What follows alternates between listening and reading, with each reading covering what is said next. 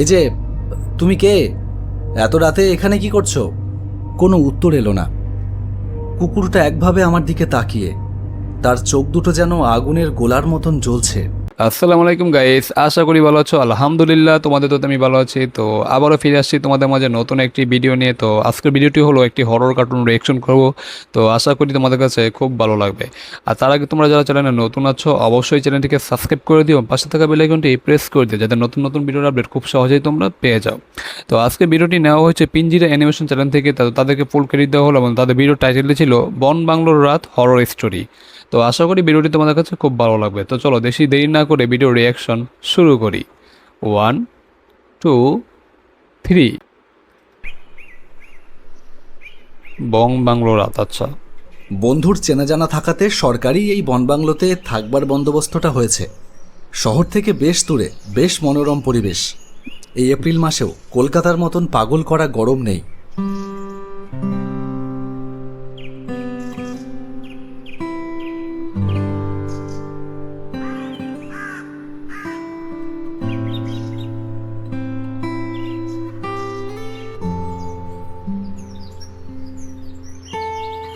দেখাশোনার জন্য কেয়ারটেকার কাম বনমালী কাকা রয়েছে। বনমালী কাকা রান্নাটা করে তুখর। তার হাতের আচ্ছা। ভালো মন্দ রান্না খাচ্ছি আর শুয়ে বসে দিন কাটাচ্ছি। রাতে ও, তাড়াতাড়ি শুয়ে আচ্ছা। পড়েছিলাম। শুতে যাবার আগে বনমালী কাকা ডাক দিয়ে বলেছিল, বাবু, আপনি এখানে নতুন এসেছেন তাই আপনাকে জানিয়ে রাখছি, রাতে কিন্তু একেবারেই জানলা খুলে শোবেন না, আর ভুলেও দরজা খুলে বাইরে বেরোবেন না। সে কি, কেন? মশার উপদ্রব আছে নাকি এখানে? না, মশা নয়। তাহলে? বনমালী কাকা বেশ কঠিন স্বরে কেমন আদেশের ভঙ্গিতেই বলেছিল, সব কিছুর কারণ জানতে নেই, রাতে এখানের পরিবেশ ভালো নয়, তাই যেমনটা বললাম তেমনটা করলে আপনারই ভালো হবে। এটা বলেই বনমালী কাকা ঘর থেকে বেরিয়ে গিয়েছিল। শুয়ে পড়ার কিছু সময় পর থেকেই বেশ অস্থির লাগতে শুরু করে। ঘরের ভেতরটায় আজ বড্ড বেশি গুমোট গরম। জানলা বন্ধ করে কিছুতেই শোয়া যাবে না দেখছি। জানলাটা বরং খুলেই দিই, বাইরের হাওয়াতে বেশ ভালো লাগবে। জানলাটা খুলে দিলাম। বাইরে চাঁদের আলোতে চারিপাশ পরিষ্কার দেখা যাচ্ছে। দূরের জঙ্গল থেকে ভেসে আসছে জংলি কুকুরের আওয়াজ। জানলা দিয়ে বাইরে কিছু সময় তাকিয়ে থাকবার পর বাইরের ঠান্ডা হাওয়া শরীরে মেখে খাটে এসে আবার শুয়ে পড়লাম। শুয়ে পড়ার কিছু সময়ের মধ্যেই চোখে ঘুম নেমে এলো।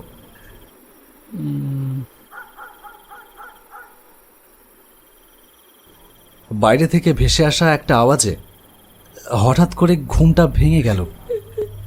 মনে হলো কিছু দূর থেকেই কান্নার একটা আওয়াজ ভেসে আসছে।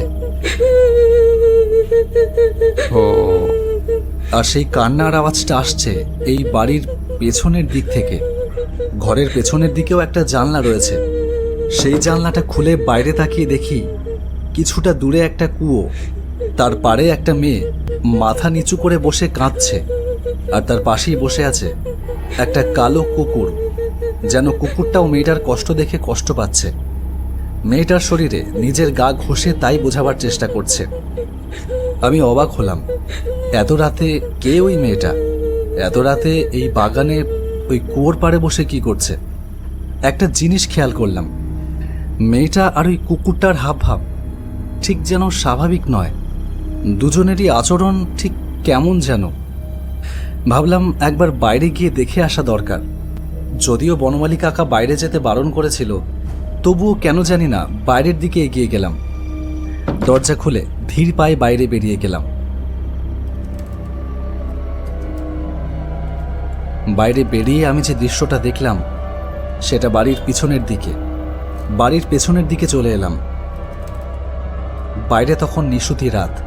কুয়োর কাছে গিয়ে দেখলাম সেই আগের মতোই মেয়েটা মাথা নিচু করে বসে, আর তার পাশেই বসে আছে কুকুরটা। এই যে, তুমি কে? এত রাতে এখানে কি করছো? কোনো উত্তর এলো না। কুকুরটা একভাবে আমার দিকে তাকিয়ে, তার চোখ দুটো যেন আগুনের গোলার মতন জ্বলছে। মেয়েটা হঠাৎ করে মাথা উঁচু করে আমার দিকে তাকায়। উফ, কি ভয়ানক দৃশ্য! মেয়েটা হঠাৎ করে দাঁড়িয়ে পড়ল, দাঁড়ালো না, ঠিক যেন শূন্যে ভেসে রইল। তার ভাসতে থাকা শরীরটা দেখেই আমার শরীরে রক্ত যেন জল হয়ে গেল। মেয়েটি আমাকে দেখে চিৎকার করে বলল, কোথায়? কোথায় সে? নিয়ে এসো, তাকে এখানে নিয়ে এসো। অভিরূপ কোথায়? ও না এলে যে আমার মুক্তি হবে না।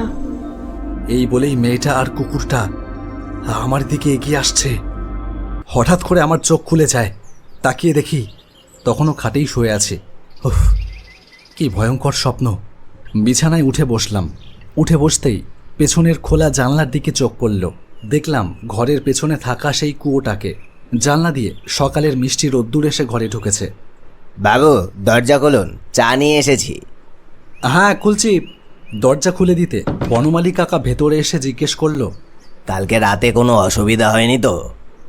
না, তেমন অসুবিধা হয়নি। আচ্ছা, এখানে আশেপাশে কি কোনো মেয়ে আর একটা কালো কুকুর থাকে? সে কি, আপনি কি কিছু দেখেছেন নাকি? রাতে কি জানলা বা দরজা খুলেছিলেন? বনমালী কাকা চোখ দুটো বিস্ফারিত করে একসাথে সবকটা প্রশ্ন জিজ্ঞেস করলো। না না, এমনিই জিজ্ঞেস করলাম। বনমালী কাকা কেমন একটা বিষণ্ণ মুখে সেখান থেকে চলে যায়, যেন কিছু বলতে গিয়েও বলে না। রাতের দুঃস্বপ্ন দূর করতে বিকেলের দিকে আশেপাশে ঘুরতে বেরোলাম। চারপাশের সুন্দর পরিবেশ দেখে মনটা খুশি হয়ে গেল। সরু মেঠো পথ দিয়ে হেঁটে চলেছি। এমন সময়, আপনি ওই বন বাংলোতে উঠেছেন না? পেছনে তাকিয়ে দেখলাম একটা বৃদ্ধ লোক আমার দিকে তাকিয়েই দাঁড়িয়ে আছে। হ্যাঁ, আমি এখানে কদিনের জন্য ঘুরতে এসেছি, ওখানেই উঠেছি। আপনি কোথায় থাকেন? ওই বন বাংলো ভালো নয়, বছর দুয়েক আগে অবধি ঠিক ছিল, কিন্তু এখন ওখানে কেউ এলে একদিনের বেশি টেকে না। কেন, কি কারণে? ওই বন বাংলো ভয়ানক, বড় ভয়ানক। আপনি চলে যান, আপনি ওখান থেকে তাড়াতাড়ি চলে যান। আমি আরও কিছু জিজ্ঞাসা করতে যাচ্ছি, তার আগেই লোকটা হনহন করে হেঁটে একটা বটগাছের পিছনে কোথায় যেন মিলিয়ে গেল। সন্ধ্যা নেমে আসছে দেখে আমিও বাংলোর দিকে রওনা দিলাম।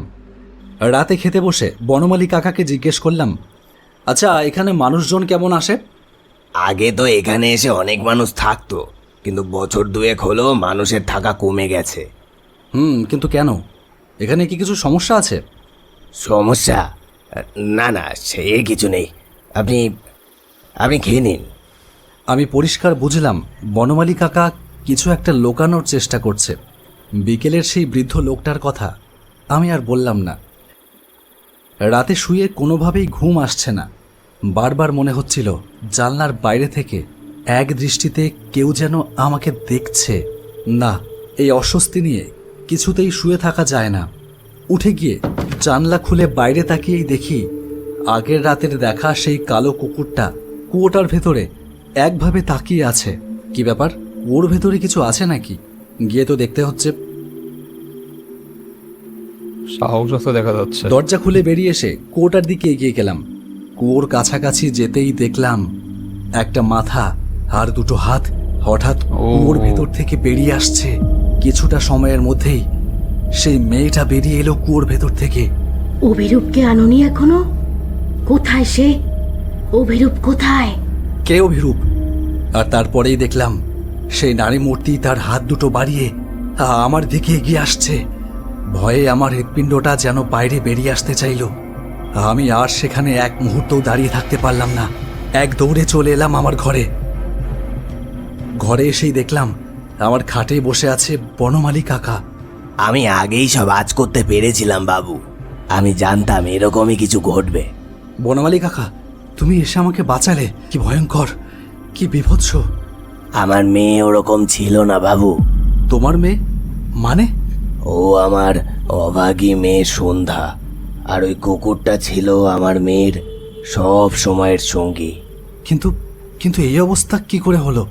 এই অবস্থা করেছে আপনার বন্ধু অভিরূপ। মানে কি সব বলছো? আমি ঠিকই বলছি। বাবা একদম ঠিক বলেছে। আজ থেকে বছর দুয়েক আগে আপনার বন্ধু এখানে ঘুরতে আসে। মার খুব শরীর খারাপ থাকাতে বাবা পাশের গ্রামে ডাক্তার ডাকতে যায়।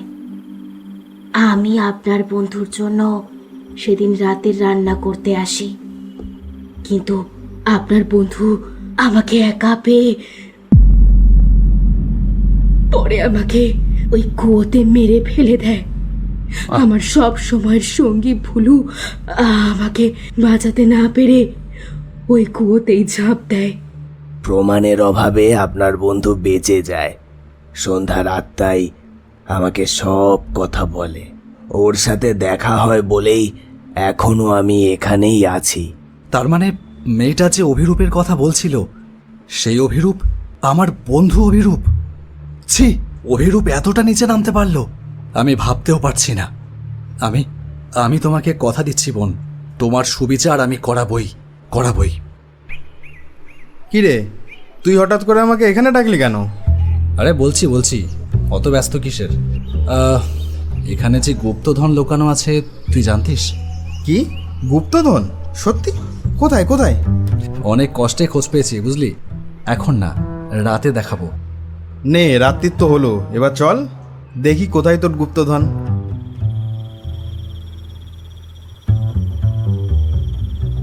রাত্রি আরও একটু বাড়লে আমি অভিরূপকে নিয়ে এলাম সেই কুয়োটার কাছে। আমাকে কুয়োটার দিকে যেতে দেখে অভিরূপ বলল, কি রে, ওই কুয়োটার দিকে যাচ্ছিস কেন? যাচ্ছি কারণ গুপ্তধন ওইখানেই আছে। ওখানে গুপ্তধন থাকবে কি করে? যা, ওখানে নেই? ও আচ্ছা, ওখানে তো সন্ধ্যা আর ভুলু আছে, তাই না অভিরূপ বাবু?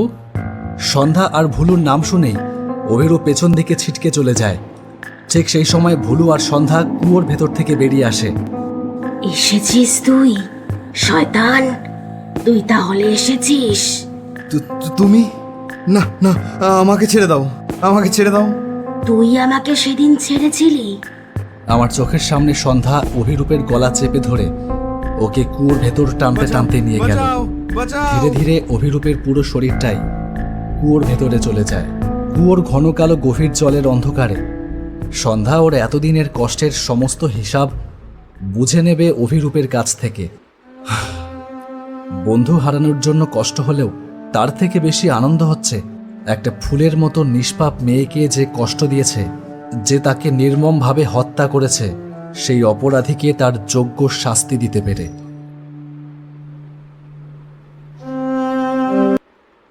তো যাই হোক গাইস, ভিডিওটি এখানে শেষ হয়ে গেল। হ্যাঁ, মানে এখানে একটা কি বলবো, মানে খুবই, এটা একটা হরর কার্টুন ঠিক আছে, বাট মানে ঘটনাটা ঘটছে খুবই ভয়ানক। মানে এখানে কি বলে, অভিরূপের বন্ধু, অভিরূপ না, মানে ইয়ের বন্ধু, মানে এই ছেলেটার বন্ধু অভিরূপ। তো অভিরূপ এর আগে আসছিল এখানে, তো একটা আইসার পরে ওই মানে কাজের মেয়েটাকে কি বলে, কাজের মেয়ের সাথে খারাপ আচরণ করছে। খারাপ আচরণ করার পর বুঝতে পারছো হয়তো, হেপো তাকে মেরে দেন কুয়োর মধ্যে ফেলে দেয়। আর ওই মেয়ের সাথে যে মেয়ের সঙ্গী যে কুকুরটাও তাকে বাঁচাতে না পেরে তার সাথে সাথে কুয়োতে জাপ দিয়ে মারা যায়। তো এই মানে এই তারপরেই থেকে ওই মেয়েটার আত্মা আর কুকুরটার আত্মা একসাথে এখানে কেউ মানে সবসময় আসে। মানুষ কি বলে যে অভিরূপকে কি বলে শাস্তি দেওয়ার জন্য তারা এখনো মানে ওইখানে থাকে, আত্মা হিসেবে আসে সবসময়। দেন এরপর তো অভিরূপের বন্ধু আসলো। দেন অভিরূপের বন্ধু জানার পর দেন তার বন্ধুকে মানে কৌশলে চলে বলে কি বলে নিয়ে আসলো এখানে। দেন ওই মেয়েটার আত্মা আর কুকুরটার আত্মা মিলে তারপর অভিরূপকে শাস্তি দিল, মানে কুয়োর মধ্যে টেনে নিয়ে গেলো। তো গল্পটা মোটামুটি ভালোই ছিল, মানে খুবই ভালো লেগেছে। প্রথম যখন দেখলাম মানে হরর কার্টুন, মানে এখানে কি বললো, যখন মেয়েটা মানে আত্মা হিসেবে আসলো, অভিরূপের বন্ধুর সাথে আসলো, তখন খুবই ভয় লাগছিল। যখন বুঝতে পারলাম যে ঘটনাটা এই ঘটনা, মানে এটা খুবই দুঃখজনক ঘটনা ছিল, ন্যাক্কারজনক। তো সব দিক দিয়ে মোটামুটি পারফেক্ট ছিল, ভালো ছিল গল্পটা। তো তোমাদের কাছে কেমন লেগেছে অবশ্যই তোমরা কমেন্ট করে জানাও। আর আমার তো যদি কোনো ভুল টুটি হয় অবশ্যই তোমরা ক্ষমার দৃষ্টিতে দেখো। তো আজকে এই পর্যন্ত, দেখা হবে নতুন কোনো ভিডিওতে। সে পর্যন্ত তোমরা ভালো থাকো। আল্লাহ হাফেজ।